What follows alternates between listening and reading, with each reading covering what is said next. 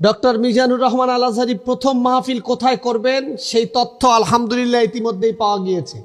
আপনারা জানেন বাংলাদেশের সকলের হৃদয়ের স্পন্দন, ভালোবাসার এক মহান ব্যক্তিত্ব, যার মাধ্যমে বাংলাদেশ এক তাফসীর জগতের নতুন অর্থাৎ যে ডিজিটালাইজেশন তাফসীরের এক নতুন যুগ সূচনা করেছিল, সেই ডক্টর মিজানুর রহমান আল আজহারী, যার সুলীল কণ্ঠ, যার ভালোবাসা, যার স্নেহ চাদর, যার শ্রদ্ধাবোধ, যার সুলীল কণ্ঠ, নম্রতা, ভদ্রতা বাংলাদেশের সকল শ্রেণীর মানুষকে বিমুগ্ধ করেছিল।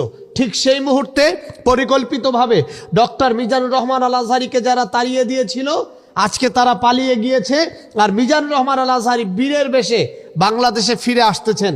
মিজানুর রহমান আল আজহারী প্রথম প্রোগ্রাম যেখানে করবেন, আপনারা জানেন একজন ব্যবসায়ী এবং ভালোবাসার মানুষ, এক সময়ের গীতিকার ও সুরকার শিল্পী নিয়ামতুল্লাহ নিজামী সাহেব যে প্রতি বছর প্রোগ্রাম করেন, তিনি তার প্রোগ্রামে চমৎকার একটি চমক রাখেন। সেই চমৎকার চমকের ধারাবাহিকতায় তার প্রোগ্রামে এবছর ডক্টর মিজানুর রহমান আল আজহারী বাংলাদেশে এসেই প্রথম প্রোগ্রাম করছেন। আগামী 27 ডিসেম্বর পেকুয়া কক্সবাজারের ওই সমুদ্র সৈকতের উত্তল ঢেউয়ে ডক্টর মিজানুর রহমানের আজহারীর মাধ্যমে ওই পেকুয়াতেও এক সমুদ্রের জনসমুদ্র, মানুষের সমুদ্রের ইতিহাস তৈরি হবে ইনশাআল্লাহ। শুধু ডক্টর মিজানুর রহমান আল আজহারী নয়, এই প্রোগ্রামে আপনারা জানেন ডক্টর কামরুল ইসলাম সাঈদ আনসারী সাহেব আছেন।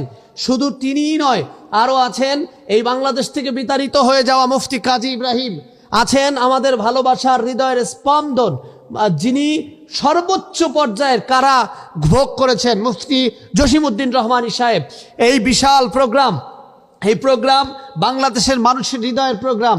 মানুষ যেই আকাঙ্ক্ষা, ইচ্ছা, ভালোবাসা নিয়ে অপেক্ষা করছিল ডক্টর মিজানুর রহমান আল আজহারী, সেই আকাঙ্ক্ষা, ইচ্ছা, ভালোবাসা পূর্ণ করবার জন্য আগামী 27 ডিসেম্বর আমাদের